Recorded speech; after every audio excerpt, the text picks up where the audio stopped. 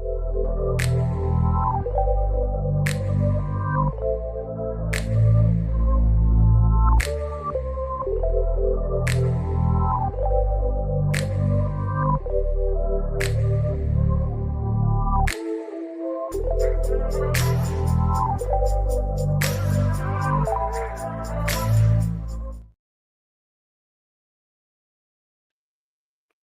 afternoon, ladies and gentlemen. Good afternoon. Good afternoon.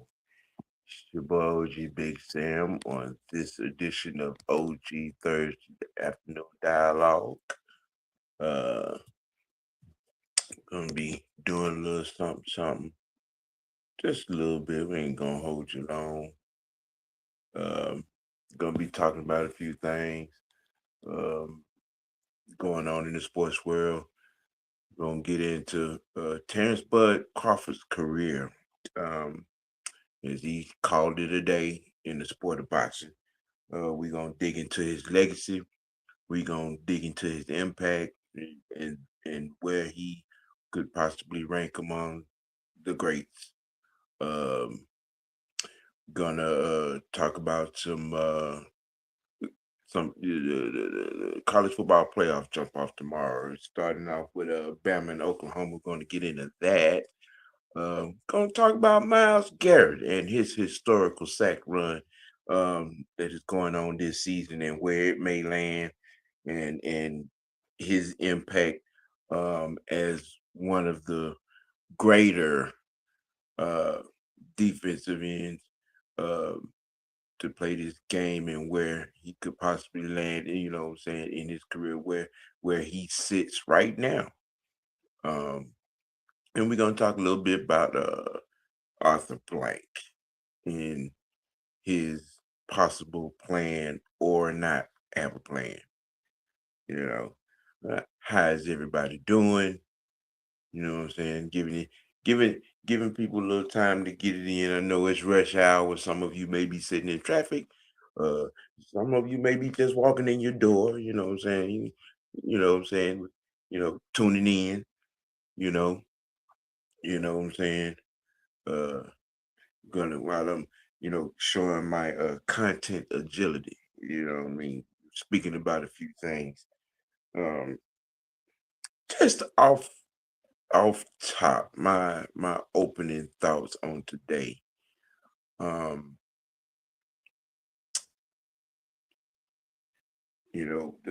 buzz is sticking and picking up in the college world. Some people are starting to question the hoodies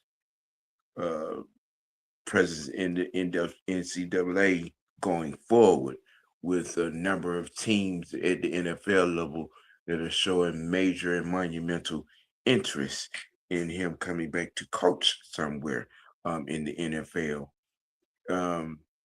You're hearing things about the Giants being a landing spot, which I could see that.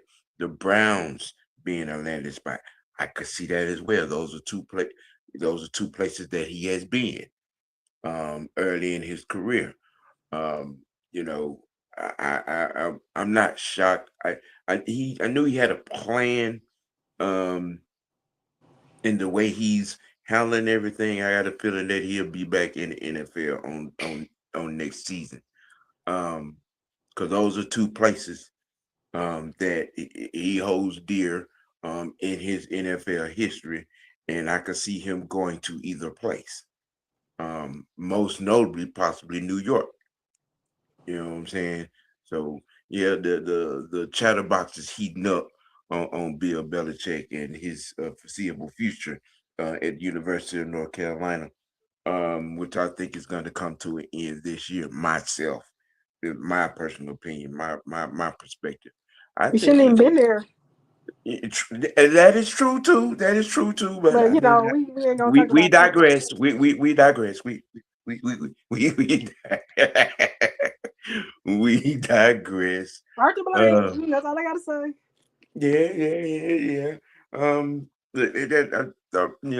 Just giving my little tat 2 cents on that particular goings on and heating up trending topic as of right now. The Fresh should be in here in about another 5 minutes or so. Let's see where can we start? Where can we start? Alabama need to get their ass beat. We need would be alright if Butterbean would have his ass in here. We could start with that first, since that's his team that's going to be facing Exactly. the Crimson Tide.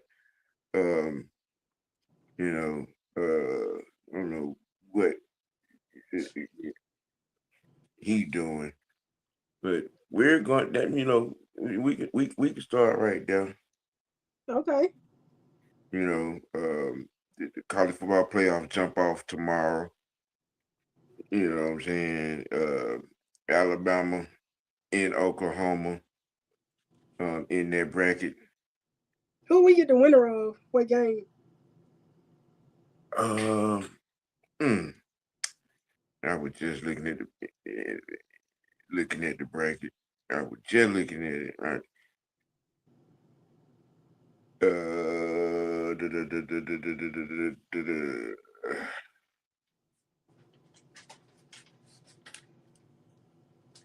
Um, where did it go?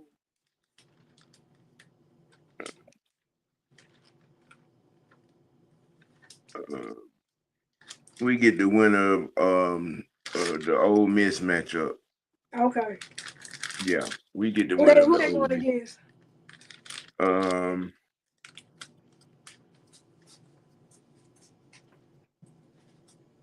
Ole Miss is playing.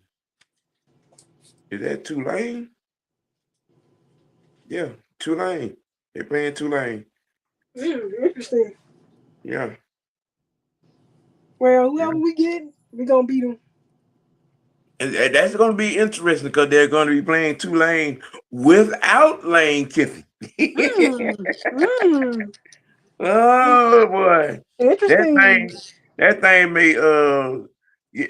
may blow up in their face. Exactly, because It all y'all may had to blow up. do.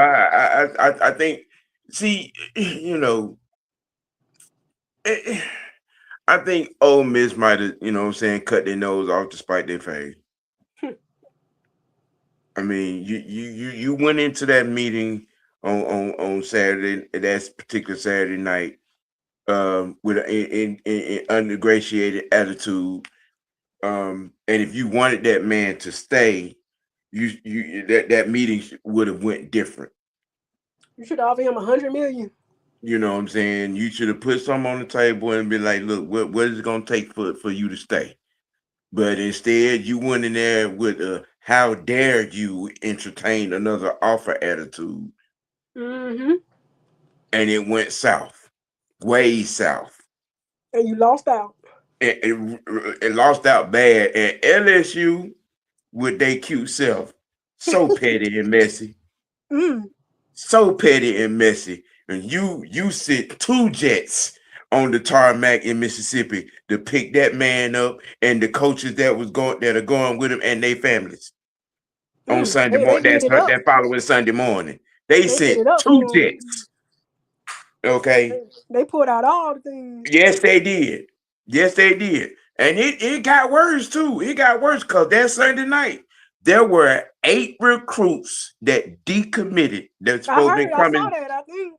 Yeah, that decommitted from Ole Miss and committed to LSU. Oh, it got bad. I'm gonna tell you something. That athletic director from Ole Miss, he should get fired. Yes, he should get fired. Because you know what I'm saying. You not only do you lose your coach, you lose coaches. Yes, you lose coaches and recruits because of the way you handle the situation. You can't even save face from this. This is bad. No, you can't. And like I said, LSU with their cute self, petty and messy. Not one jet, but they sent 2 jets to Mississippi to pick that man and the coaches that were going with him up. And That following morning. And That's how they you didn't even do it. wait till they got to the facility. When they landed in Louisiana, they had the press conference right at the bottom of the stairs from the jet. That's dirty. That's petty. I mean, you got to roll out the presidential campaign, man. Hey, Bro, they hey, rolled out the red carpet. yeah, they did. Yes, they did. You know what I'm saying? So now Ole Miss is losing recruits. That recruiting class of 26 that was about to come in, they lost they lost 3 5 stars, 2 4 stars, and 3 stars, and it's some more that's sitting on the fence trying to decide if they're gonna stay committed to Ole Miss. And you got some players that's currently on the team that are thinking about jumping in the They might as transport well. portal. Okay, so you know this could be a crushing blow for Ole Miss. Not only are you not going to have a coach for the playoff game, you may have some players for the playoff game. That's how bad it is. I definitely think there's going to be some players not going to play. Mm-hmm. Because why would they want to play? Exactly. Why risk it? Yes. That athletic director should lose his job because you went into that meeting with Lane Kiffin with the wrong attitude. Your attitude should have been, Lane, what do we need to do for you to stay? What would it take for you to turn that offer down and stay here? That's what that meeting should have been. No, it wasn't that. He went in there with a whole "how dare you entertain an offer from another school" and all of that there, you know, type of situation, and it is gone completely and thoroughly bad. Damn. Now with the playoffs starting tomorrow in Oklahoma, now that Butterbean has joined the fray. Oh Lord. We all of the most southern region of these here United States, most notably the SEC fan base itself, telling you got one job, Jay. Yep, that's right, one job. Yeah, we got one job. As long you got one job. They better not cheat us out of this game. I know that. You got one job. And the CFP committed, I believe they straight up targeted y'all. You know what I'm saying? To have a rematch with a lot on the line. The stakes are high. It's a pressure situation. It was a pressure game during the season. Now you come back and you reward these cats after getting blown out in the SEC championship game with a spot in the 12 pack in your house. What say you, sir? Oh boy. Step up to the mic. Say it with your chest. I'm gonna say this, bro. They better not cheat us out of this damn game. I'm gonna be very pissed. There's the Alabama man been talking shit. Yeah, I know it. I've been seeing. Don't put yourselves in position to get cheated, neither. Well, he should have learned from talking shit that got his ass dog walked in the SEC championship game. Yeah, exactly. Go ahead, Trey. Yeah. I'm gonna say this, bro. We have to play smart football. Our offense is gonna have to, our offense got to get in the rhythm. And our defense, our defense actually put pressure on Ty Simpson the last matchup we played. So yeah, y'all touched him up a few times. I need to look at the Georgia film. Well, yeah, like I said, bro, Brent Venables, my guy. Your defense going to play the game of his life to win this damn game, bro. You can't come out here. Who on that defense was going to have to be some X factor? Mason Thomas. He's a defensive lineman. Mm-hmm. Mason Thomas, the defensive lineman. I think his name is Wynn, number 44. Mm-hmm. And Bowen, Eli Bowen, number 22. Them three dudes right there got to have a game. Or some problems. But see, the thing I like about you know what I'm saying, Venables is he don't blitz your ass. That's why I say, man, we gotta prevent Alabama from we gotta prevent the big plays down the field. Georgia gave you the blueprint. Exactly. Yeah. Georgia gave you the blueprint. Yeah, like I said, y'all stacked up with running backs just like Georgia. Use them, and then on the defensive side, it blitz like the end of the world is coming. You blitz all night. Our defensive line is fucking. Just don't be like Ty Bowles. No, I ain't got to worry about that. We talking about NCAA now. my head coach. Oh, I ain't got nothing to worry about. As long as he called the right defensive plays and everybody in their position, I'm telling you, watch out for number 22 Oklahoma, because one thing about Eli Bowen, that dude is a ball hawk. So yeah, he was the other half of that tandem with him and the old boy who we got. Billy. Yeah. Billy Bowman, yeah. Yeah. Them two jokers last year, boy, they are some ball hawks. But like I said, bro, for the offense, don't have John Mateer dropping back so much, man. You don't have to start pounding the rock. Because the last, you know what I'm saying, the last 3-4 games, we haven't ran the ball well. This is the game right here. Just miss the plays up, man. Don't have this dude out here trying to do QB draws and all this stuff, man. No, man, I ain't got time for the cute shit. Play smart football and create some takeaways. Hell, but I can put. Yeah. Freshman. Yes, sir. What is your take on this rematch of epic proportions? Go in. Oklahoma need to go in and handle business and try to get them out of there early. I think the faster you get to Simmons, the quicker the game will be over with. Because obviously, if he ain't clicking, ain't nobody else clicking. Williams has not been the same type of player. Right. So I think their biggest threat would be Bernard. And does that what running back was that was out when they played us? Does he come back? Who, Jamal? Yeah, for Bama. For Bama, I think he's playing in this game. I think so. Yeah. Yeah, because like I said, them Alabama players, they've been talking shit about us all week. In my head, That's what they do. When they asked Brent Venables that question, that man had a big ass smile. He said, "That's all he said is, we'll see y'all tomorrow." That's it. I'm like, okay, he ready. I'm like, let's do it. One thing I respect about Saban, he didn't never talk shit. No, but is this sad? What you call him, the Family Dollar ass coach?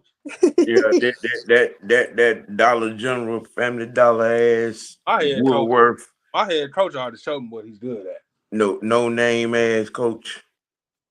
That's why I say you don't have to send the house to Todd Simpson. Just send the house.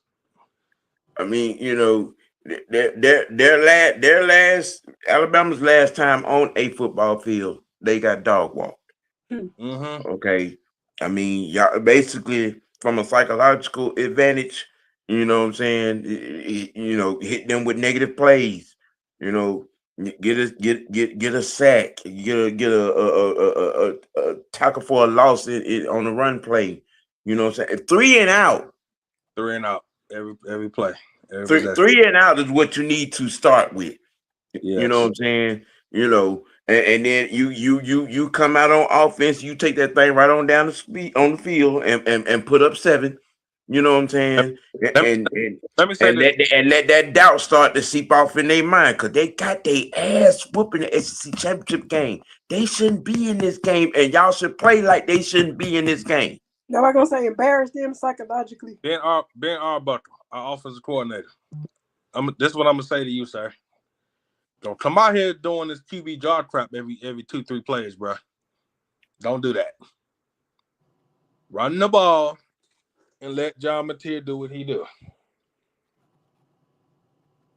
I would expect John Mateer to throw some deep shots in this game, but the last 3 games he's played, he's turned the ball over. He can't turn the ball over in this damn game. He cannot turn the ball over. Don't get pretty. Please don't. I don't want to see that. Run the ball, take care of the football, and play smart defense, and he won the game. Now, from a coaching aspect, between DeBoer and what's y'all coach name? Y'all know Brent Venables, right? Brent Venables. Yeah. He the head coach. Yeah. Yeah. That's the old boy that came from Clemson with Dabo in there. Yeah. The chess match, as it were, as it should turn out to be, you got to stay a step ahead. You got to coach to win. Don't come out there coaching to lose, coaching not to lose. You got to coach to win. Don't get me wrong. We got a legit coaching staff over there. Trust me. You got one of the top, like I said, one of the top coordinator. No, I'm gonna take it back. That nigga's not that damn good. Anyway, we got a top, you know what I'm saying? We got a legit coaching staff. So that's why I say, just if you just be smart, bro. Just have a smart coaching game plan. Don't come out here trying to get cute 2-3 possessions, right? And you got a punt. I'm like, no, bro. We ain't got time for all that. Yeah, you got to make sure y'all hit them in the mouth every chance y'all get. Y'all been off for 2 weeks. Y'all been off since when? November? That's what. Yeah. You got all the rest you need, bro. Let's get to work.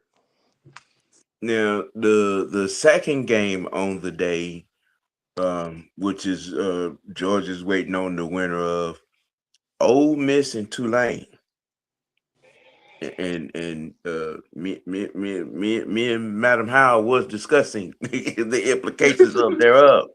They're coming in there and they're not gonna have their head coach. And maybe some players. There hasn't been any reports out yet, but I mean, they could be coming in here a little handicapped on some levels. I'm gonna go out here on this branch and call the upset. Mm-hmm. If you want a handicap match, good luck. I'm calling the upset. I think Tulane could walk away with this thing. Hey, while you playing, yeah.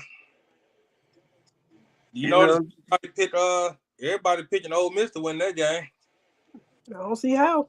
My bro, you got to stop. Y'all can't just, you know what I'm saying? Just because they're Ole Miss don't mean they can't lose. I mean,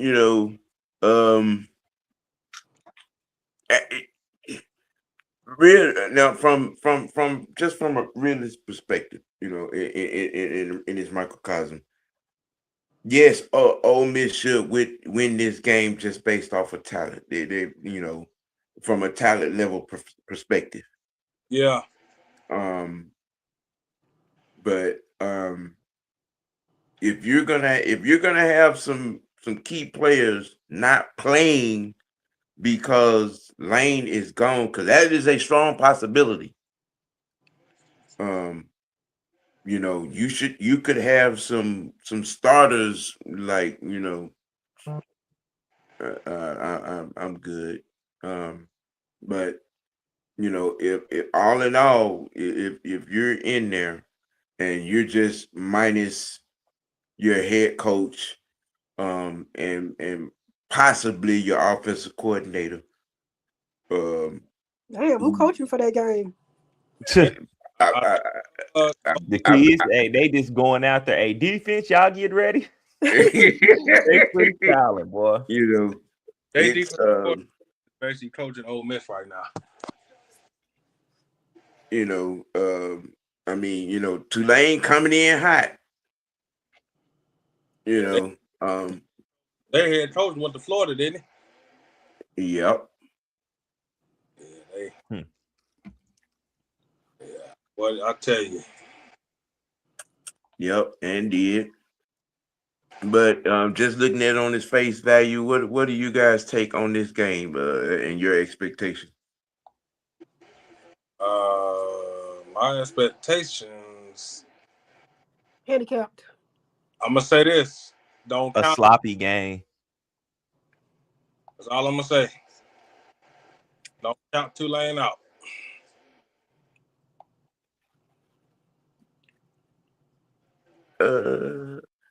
Madam How what you say they're gonna be handicapped? Handicapped. That's all I gotta say.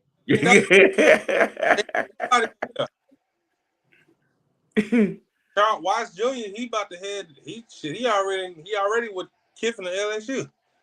Who? Charles Weiss, the offensive coordinator. Oh, Charlie Weiss Jr. He had the LSU with Kiffin. Yeah, he is. That what I was saying. You without your head coach and your offensive coordinator. So that Good tells luck. me they don't promote the Ole Miss defensive coordinator to the head coach. Again, good luck. Yeah, that's a whole. You don't have to have a lot of people that's gonna enter that portal next year to go for Kiffin. Mark my words. Ole Miss is just like, bro, who's coaching? Who gonna be doing what? Probably the defensive coordinator, the offensive line coach, the quarterbacks coach will probably be calling play. They gonna have to revamp their whole staff, bro. Yeah, I mean that's a given. That is a given. Boy. Y'all better have your seatbelt on. You better have your seatbelt. I'll get ugly real quick. Yeah. We're gonna switch gears to the NFL. Myles Garrett, defensive end for the Cleveland Browns, and the freshman came up with this particular topic. And on his historical sack run this season, and it's not over. And it's not over. Yeah, with three games to go. He's right now he's one sack away from the single season sack record. On the pace that he's on right now for this season, he's on a pretty good run.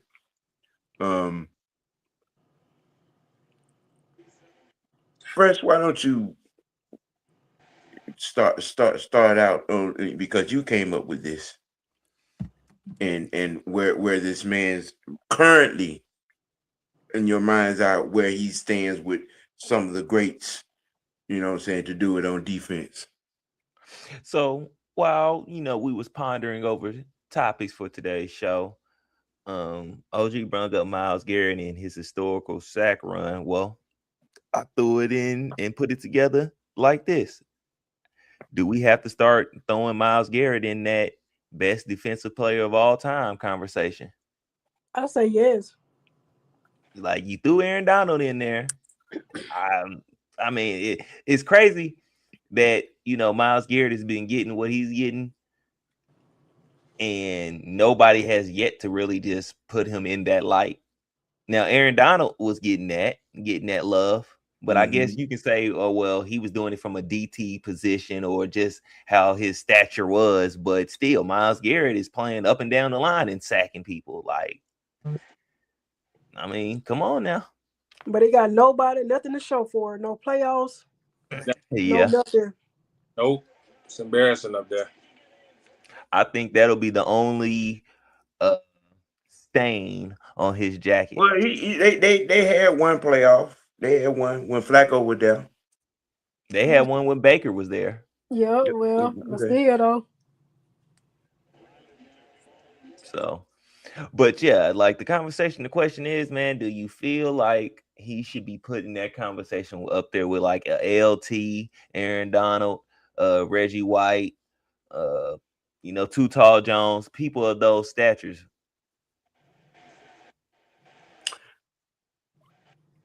I'm putting them in the conversation on the level of a Charles Haley.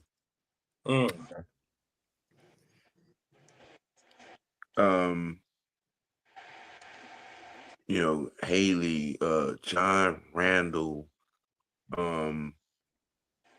those guys, Jerome Brown. I mean, if I want to give you even closer template, JJ Watt. He's approaching that level of dominance where being able to almost completely take over a game, from a defensive perspective, as a pass rusher, and his ability to be effective in run defense. Yep. Imagine if he was on another team doing that. Because here's I've had some people that lose their minds when I speak this of Aaron Donald, because Aaron Donald had a tendency to disappear in the run game. Yeah. Myles doesn't. When someone, I think I had a show with this conversation of Aaron Donald in comparison to Reggie White, and I kept bringing that up. But he had a 9-year run there where his ability to get to the pass rusher kind of stuck him out there a little bit. But I'm like, in some of them high stakes games, in pressure moments, teams would actually run at him. Bro, I ain't even know. I can't even remember when they talked about him during the Super Bowl. Until that time, till they woke him up. That's it. Yeah. See, that was a clear case and example of not letting sleeping dogs lie. He was just going through the motion until somebody pissed him off and he took over the game. Boy, I had a joke. Boy. I wish somebody would have pissed our guys off in the Super Bowl. My God. Maybe we wouldn't have lost it. We weren't gonna do that. But I mean, right now he's currently a sack away from the single season sack record, with 3 games to go, and with the amount of, I think Garrett got about another good hard 4 or 5 years, left on the tarmac to take off. When he at this particular rate, when it's all said and done, I mean, if he's doing 18, 19, 20, 21, 22 sacks a season, going forward, could we be talking Mount Rushmore defenders? Could we be? Will we have to put him in the conversation with Reggie, with LT, with Prime as the greatest defensive player of all time or greatest football player of all time? Would it have to go there? Do you take it? Do you let's say this? Do you hold it against him that they play more games and in the way the league is playing now? No. And the fact that he went Cleveland, they might try to screw him. Now they might. It may get held against him, especially if they don't get any major playoff. That may be a caveat to some people. Like they want to hold something against Matt, but I mean, I'm just saying, hell, in some cases, a lot of people will try to hold certain Deion's time here in Atlanta against him. I mean, but you can't, which is a large part of what's going on with his kids now, because Deion affected all phases of the game. He did, yeah. And defensively, if you was foolish enough to throw at him and he picked it off, 95% of the time it's going to the house. Yep. Okay. Now that might be the only thing that I agree with Stephen A. Smith on in the greatest defender of all time conversation. I prove me wrong that Deion Sanders is not the greatest defender to play the game. A lot of people say LT. Okay, yeah, LT is the reason why left tackles get paid what they get paid now. I'll see that Monday night game against the Redskins and breaking Joe Theismann's leg. Okay, Here's my thing. What other teammates stand the hell up when you get the ball to run it back in the end zone? That's Deion right there. Deion is in a couple of conversations when it comes to the GOAT of football. Not just defensively. I'm just the greatest football player. Period. All your team's players stood up and look at you. Yes. He has the accolade. He has the Lombardis. Okay. And he is the reason why the term shutdown corner was invented. Yep. So in this conversation, Myles Garrett, if he stays on this trajectory with 19, 20 sacks a season, going forward, I think he probably has about 5 or 6 years left to play, barring any major injury. And he, if this even possible, gets better than what he is, he be in that conversation with Deion, LT, Reggie White, Mean Joe Green, and others defensively. Yeah, I definitely think so. I agree. Right. The next head coach better do something. That's all I gotta say. And that's going to be interesting. How that unfolds over there, because I mean you're with what you have, you give Shador, some, you upgrade that receiver room, maybe add another tight end, another running back to back up old boy, and you tighten up the offensive line to where you can put up 20, 25 points a game. Your defense does its work. Don't waste his talent. Yes. I mean, the good thing is this is just the beginning for Shador. People forget he's just for the start his fourth game. Okay. All right. You know what I'm saying? And you have time to spend money to put all the right things around him on their offense, especially that line. That should be numero uno. Upgrade that line. You know what I'm saying? You put some premium talent at every position on that line. If we had him. Okay. Yeah, I know. I know. Make sure you get him some more weapons, because one of them is sabotaging. Who that is? Who the heck is that? I mean, because him and Judy seem to have hashed out that issue. There you go, Judy. Yeah, I'm thinking about him too. That's who I was like, damn, what is his name? They seem to have hashed out their issues. He made several catches in that game on Sunday. Okay, he did. He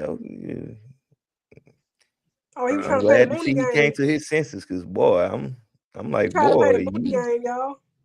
going on with him?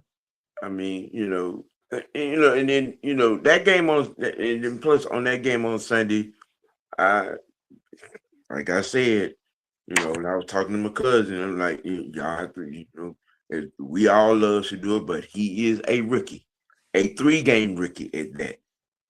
Okay, he's learning on the fly. That is the reality. So you're gonna have games like this, especially against good defenses.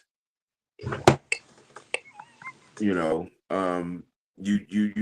have to take the learning curve. You have to take the experience. You know what I'm saying? The growing pains as they come. The thing is, yes, you asked the question. Where would they be if Shador had started the season? Do we know? Are they? I mean, you know what I'm saying? Are they 500, or they're a game or two over 500, or are they actually right where they are now?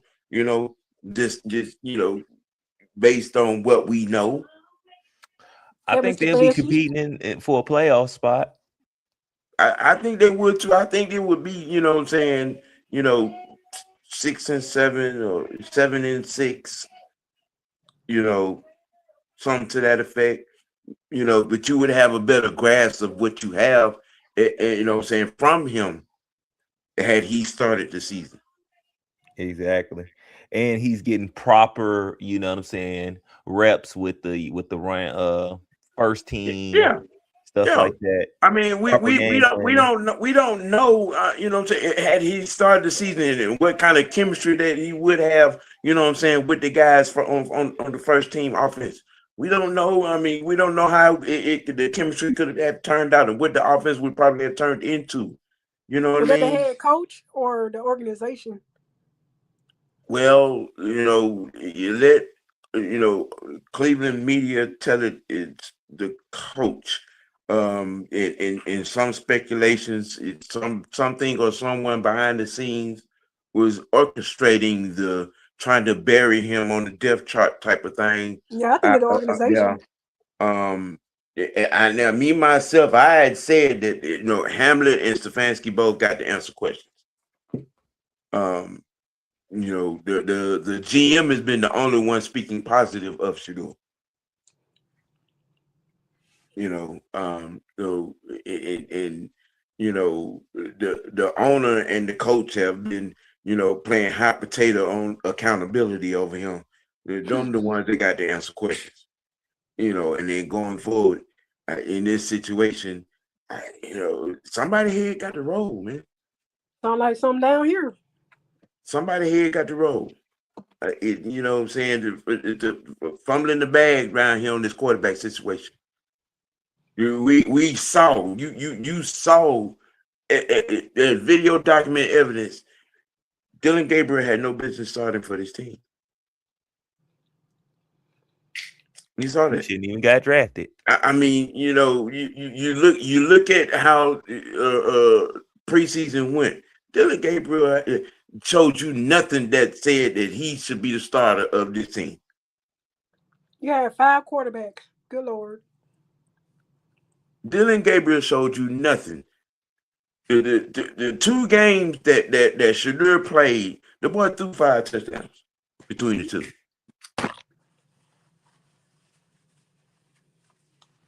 Okay, you know what I'm saying? I'm just, make it make sense. I mean, but it is what it is in that particular set. What's up, 6 man? What's going on? Yes, sir. We're having, small conversations. We're gonna switch topics, switch sports altogether.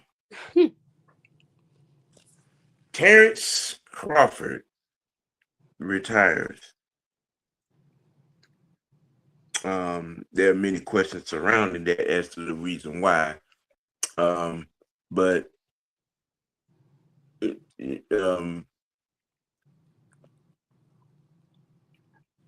he goes out on top.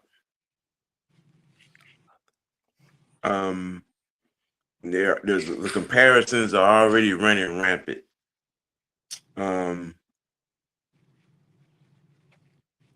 I think that he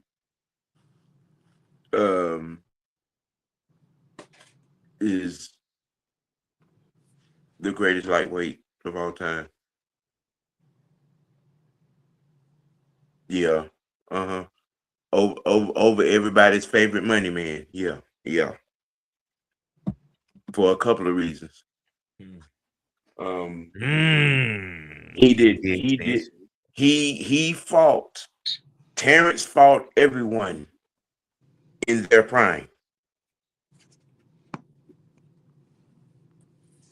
He didn't wait till, it was almost over and done with Pacquiao fight. He didn't run from certain fights. Sugar Shane Mosley. I'm just keeping it a buck. He still down there. Almost got knocked out in that one. Yes. Yes. Yeah, and did. There's a couple of fights that he almost got knocked out of. There's a few fighters that he ran from, but I digress. Terrance, Bud Crawford, on the other hand, took on all comers. He took on all names, and he beat them, and beat them badly. Okay, and most notably this last one. Cause I ain't even gonna front. I was like, oh, this might not go well. This might not go too well. Yeah, but shit, by the third round, I'm like, oh, this gonna end badly for old boy. Oh yeah.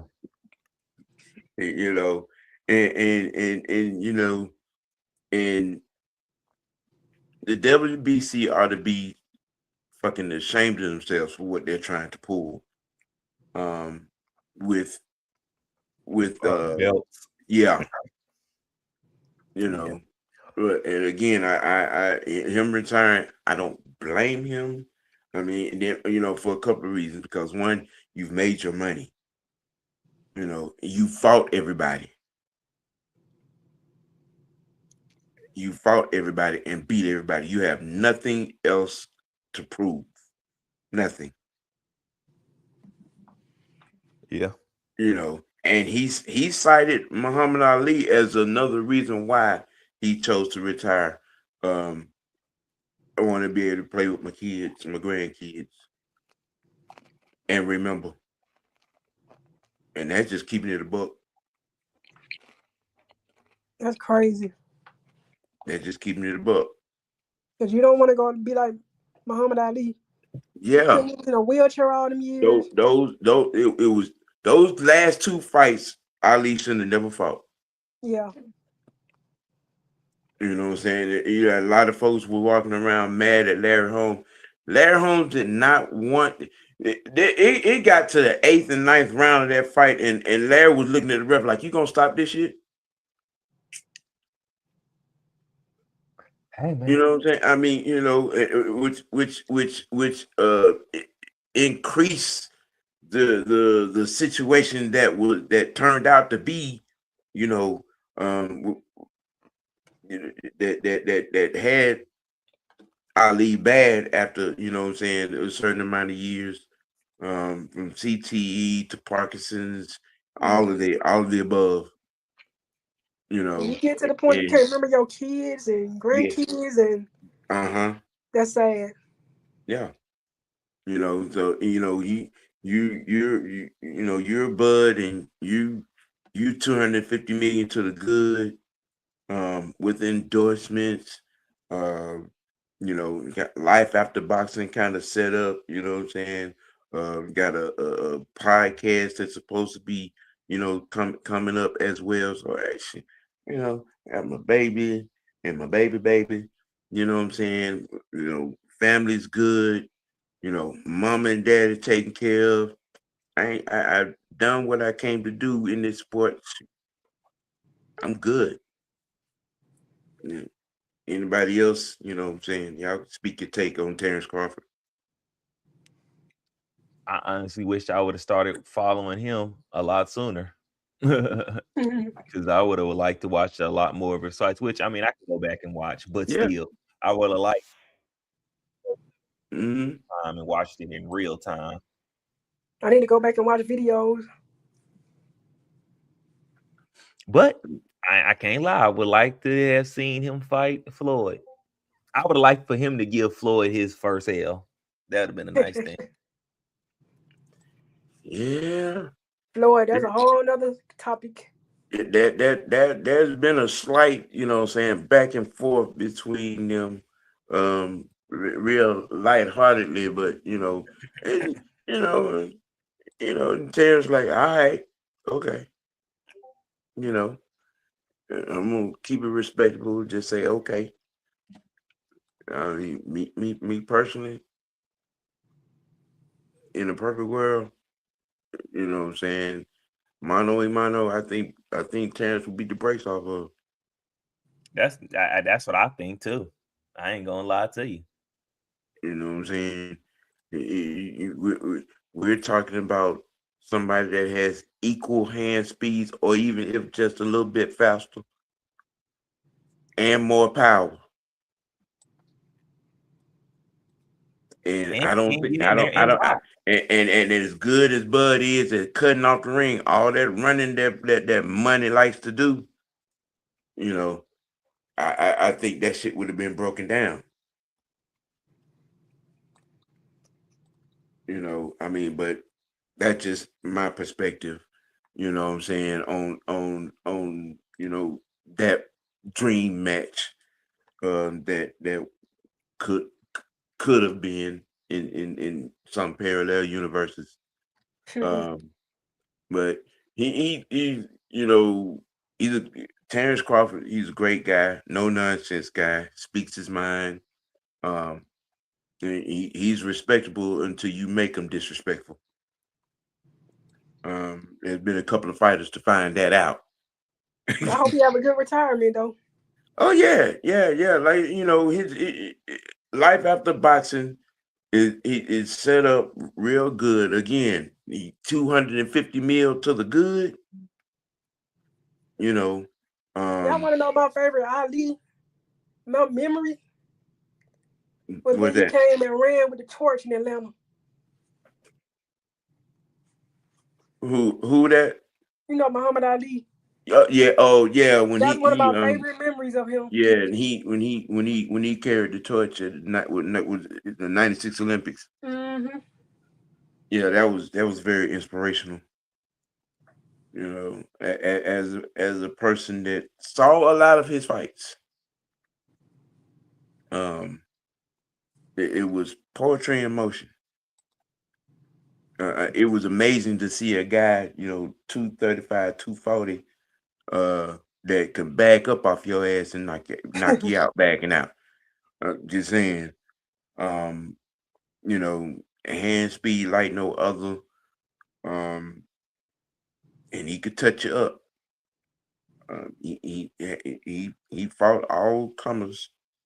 Um, his fight with Big George. You've seen the film clips. It Yep. happened. His fights with Frazier, Ken Norton, the Spink, Leon Spinks. Um, you know, let me see, Ernie Frazier. You know, they coming in. They tried to take his career from him, with that military stuff. Yep. Um, they tried real hard. You know what I'm saying, to take his career from him, but he fought it. Yep. And he stood on business on that. Why I'm He gonna did. go? Yep. Why I'm gonna go across the water in Vietnam and fight the Viet Cong? I ain't got no problem with them. You know what I'm saying? I'm trying to fight a fight right here in this country. Well, see, that's what the military was. That's a whole nother conversation back in them Yeah, days. yeah, yep. It was. The United States used the military to halt a lot of black athletes Just black men in general. They didn't even. They couldn't stand black people. They wanted us to fight for them. You know. I just would never understand that stuff. You know. Yeah. Yeah. Butterbean. That man that fell asleep over there. Oh No. Lord. Supposed to be expecting a phone call soon. What's up, man? What's going on? Really? For real? What, man? What? Phone call. That's what you gonna say, and you know what I'm saying. They hadn't tuned in to a whole topic. I heard Nah, it. he resting up for tomorrow, y'all. No, I'm not. I'm not He's even trying to make sure his pom-poms is greased and everything. man. You got He's trying to make sure he got all the ingredients to that casserole. This is why I was on mute right there. Pre-Christmas casserole. Ain't no Christmas casserole over here. Yeah. Do you have a perspective on Terrance Crawford, sir? I don't know anything about the guy. So you're not a boxing fan? No, I'm not. I'm sorry. I apologize. Oh my God, I'm not a boxing fan. Okay, all right, okay. I won't hold it against you, for a little bit. We ain't never letting that bean casserole go. Shut up. Right. That ain't never getting let go. Don't worry. I'll make another one. Don't worry about it. We know. I'm gonna hold this Arthur Blank topic until tomorrow, for Falcon Friday. Yeah. That's a whole nother thing talking about Arthur Blank. Yeah. But I'm gonna put my personal thoughts in there, but that's a whole nother. Y'all heard it, Madam Howell's moment. And that trust me, that's one of my favorite kids. Send the kids outdoors. I mean, but hey man, it's just a little bit a little dialogue, what I'm saying, Thursday afternoon dialogue. I was fumbling around with some topics, and the freshmen came through and we lined it up. We got the 2 games, the 2 college football playoff games tomorrow. Oklahoma, you got 1 job. Hopefully I'm back in enough time to watch it. Let's get this over with. 8 o'clock. 8 o'clock, okay. And then you have the storyline for the other game, which is the Ole Miss is gonna have half a coaching staff. You're gonna have that to happen. Terrance Bud Crawford, in many eyes, did they turn on you? He's gonna be on the Mount Rushmore of lightweights. If not, probably having his own parking lot. It depends on who you talk to. You got these Money Mayweather fanatics out here that would probably cuss you out for saying I ain't never anything been a fan of his for some reason. About any other fighter other than him. But I mean, I'm partial to Sugar Ray Leonard myself. But that's another conversation to be had.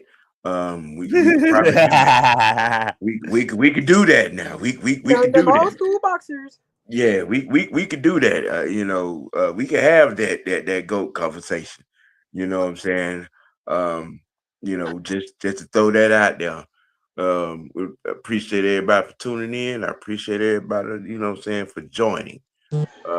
Hit that like button for me. And if you're not locked in, hit that subscribe button. Subscribe for 5 for Mr. White Network and the team that is the crew of Mr. White Network, that is growing and is in getting comfortable. That is the madam. Yes, he is. Yeah. This team is coming together. You know what I'm saying? For those that be not understanding what's going on over here in the Unholy Alliance. Yeah. Miss White Network, is what we doing. But hey, man, that's it for us. In this edition of OG Thursday Dialogue. And we're gonna wrap it up and get on out of here. Y'all got any final thoughts you want to throw out there? No biscuits. You know what? I'm getting off the show right now. Yeah, go get them ingredients for that casserole. Nope, not doing it.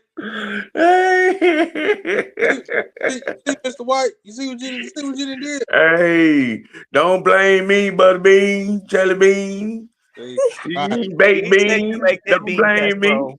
Hey, hey, man, you have to find a way to keep it. Hey, you keep it dirty. Most nobly, keep it real with yourself, man. Let the next choice be your best choice. I am the OG for the madam, the fresh one, and the young one. We out of here, y'all. Peace.